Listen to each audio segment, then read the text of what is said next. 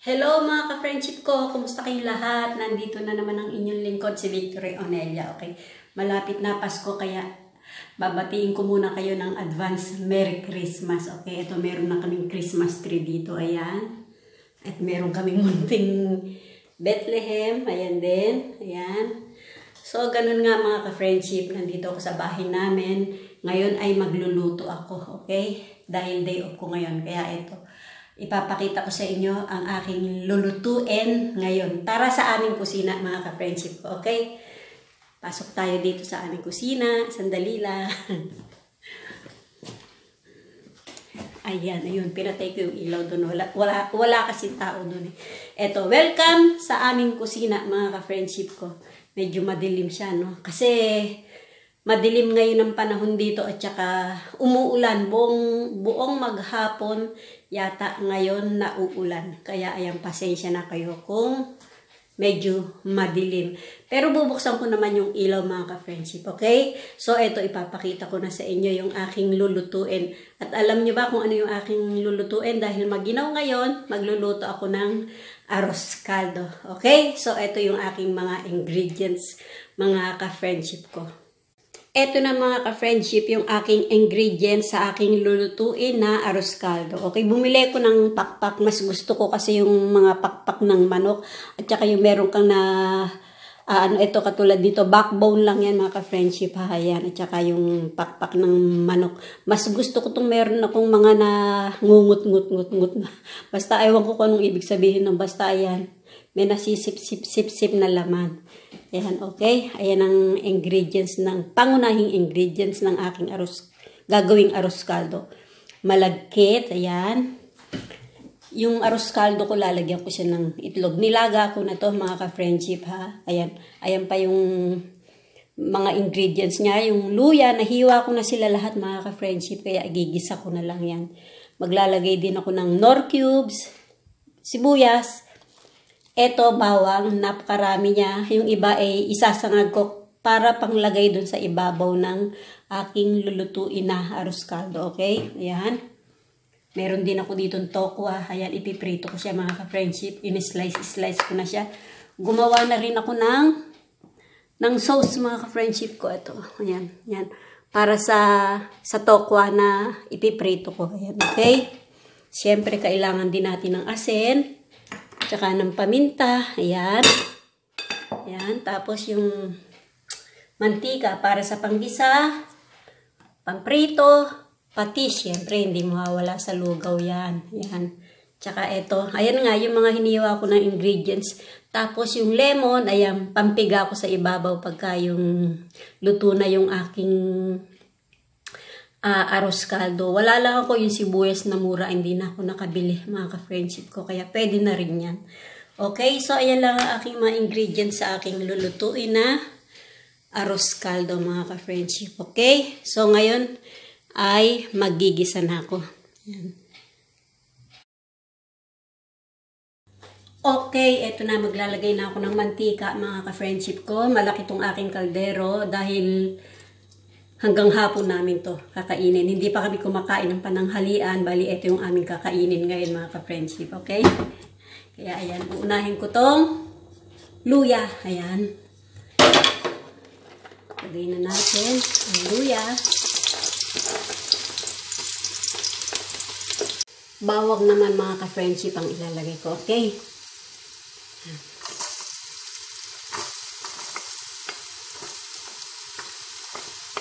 Ayan. Etong matitira pang ipiprito ko para panlagay sa ibabaw mga ka-friendship. Ayan, tira ako. Sibuyas. Lagyan na natin.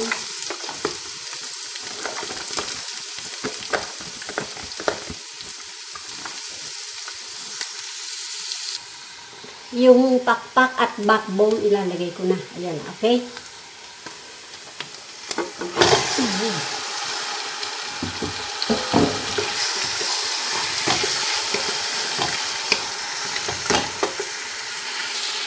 Lagyan ko na rin siya ng paminta.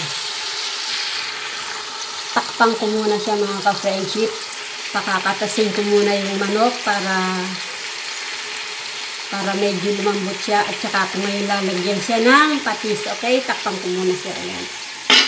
Para maluto-luto siya ng konti. Okay? Lagyan ko na siya ng patis.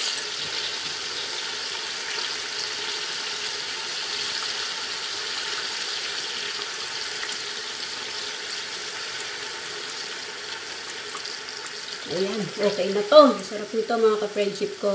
Lalo na ngayon, buong araw umuulan. Masarap humigop na mainit-init na sabaw. Masarap kumain ng arroz caldo mga ka-friendship. Okay? Ngayon habang pinapakuluan ko to sa patis, magpiprito na ako ng tokwa. At yung bawang, eto nga, ay isasangag ko na mga ka-friendship. Kaya, okay? Diyan muna kayo. Bantayin nyo itong aking niluluto. Ayan, sinalang ko na yung bawang, yung piniprito kong bawang, at saka yung piniprito kong tokwa, mga ka-friendship. Okay? Ayan na sila. Bali, tatlo ang nakasalang ko. Yung lugaw, yung tokwa, at yung bawang. Ayan. Ayan, kumatas-katas na yung pakpak ng manok mga ka-friendship ko. Okay? Ayan. Papakatasin ko pa siya ng gusto at saka ko ilalagay yung malagkit. Ayan. Okay? Ayan siya.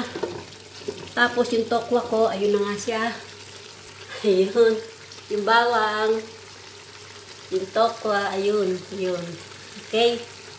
Hindi pa masyadong luto yung tokwa. Medyo puti-puti pa siya mga ka-friendship. Ayan. Ayan.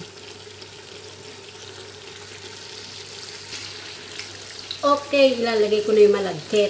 Yan na. Hinugasan ko na siya mga ka-friendship ko ha. Hinugasan ko na itong malagkit. Tignan natin. Bali, 2 gatang nga pala itong malagkit na ito. Ayan. Ayan.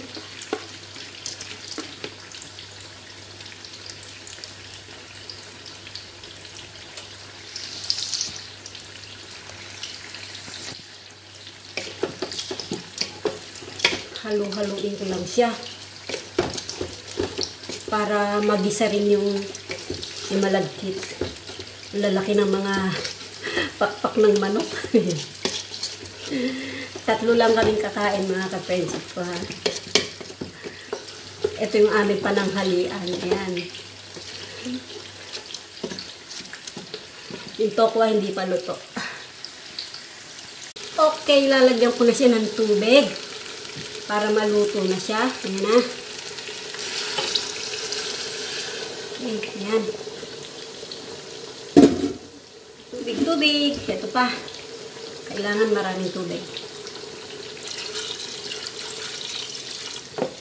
Okay, lagay ko na lahat yan. Ayos. Ayan na siya. Ngayon, haluin ko lang siya. Kasi medyo naninikit siya sa ilalim. Ngayon.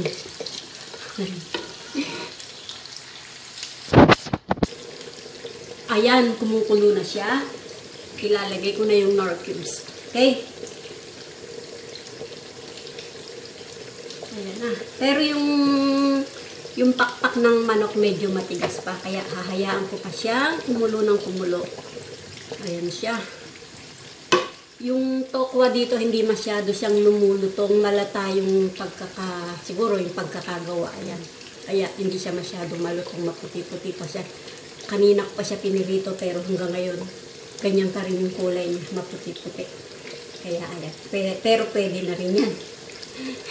Laman tiyan din yun, mga ka-friend. Maganda sana kung may kasubha ito. Kaso, meron ditong kasubha, kaso ang mahal kaya hindi na ako bumili. Pampakulay lang naman yun mga ka-friendship eh. Okay? Tsaka yung sibuyas na mura, wala din ako. Okay na yan. Hindi naman pampalasa din yung sibuyas na mura na yun. Kaya ayan, okay? Masarap din sana to kung meron dugo ng manok. Yun, ang sarap nun. Kaso wala dito. Ayan. Hindi pa siya masyadong luto mga ka-friendship ko. Pero malapot na siya.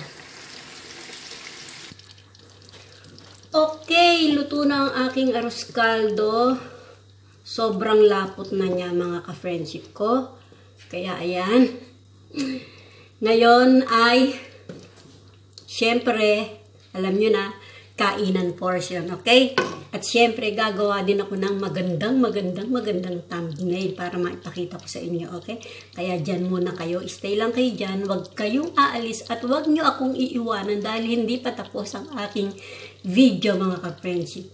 Okay? So, magkita pa tayo, mga ka-friendship ko. Ayan na siya. Sobrang lapot niya na talaga, mga ka-friendship ko. Ang sarap. Grabe. Tamang-tama sa maginaw na panahon na katulad ngayon. Ayan. At yung aking tokwa, eto na nga siya. Ayan na. Okay? So, kakain ako.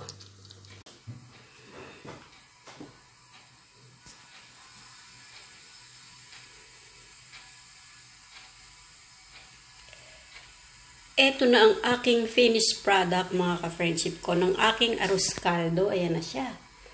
Okay. Ang aking tokwa. Ayun. Ang aking arroz caldo na masarap. Na nilagyan ko ng pakpak ng manok. At, ayan, may 2 itlog pa. Siyempre, mayroon pang sinangag na bawang. Ayan. Okay. Ayan. Mayroon pa akong lemon dito. Pipigaan ko siya ng lemon. Ayan. Okay.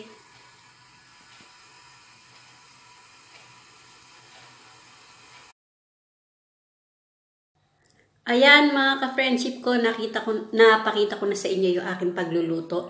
Hindi ko na pinakita sa inyo yung aking tikiman portion dahil masyadong mahaba yung aking video. Kaya eto na lang.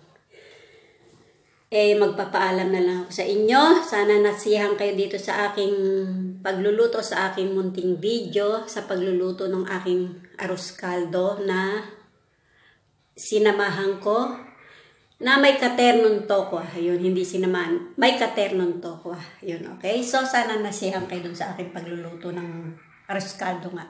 Katulad ng dati, kung hindi pa kayo nakaka-subscribe, please, paki-subscribe lang at pakipindot yung notification bell na nandyan sa may gilid, mga ka-friendship ko, okay?